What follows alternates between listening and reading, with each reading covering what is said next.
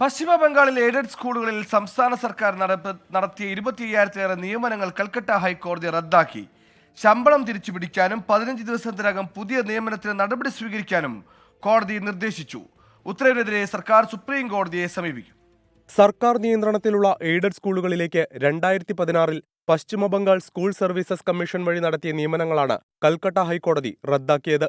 അധ്യാപക അനധ്യാപക വിഭാഗങ്ങളിൽ 25,753 പേർക്ക് ജോലി നഷ്ടപ്പെടും. ഇവർ ഇതുവരെ ലഭിച്ച ശമ്പളം 12% പലിശ സഹിതം തിരികെ നൽകണമെന്നും കോടതി ഉത്തരവിട്ടു. അധ്യാപകർ 4 ആഴ്ചയ്ക്കകം ശമ്പളം തിരികെ നൽകണം. പണം ഈടാക്കാൻ ജില്ലാ മജിസ്ട്രേറ്റുമാരെ ഹൈക്കോടതി ചുമതലപ്പെടുത്തി.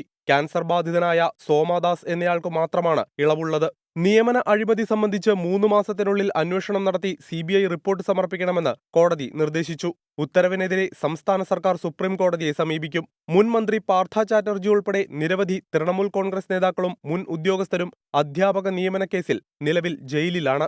24 ഡൽഹി.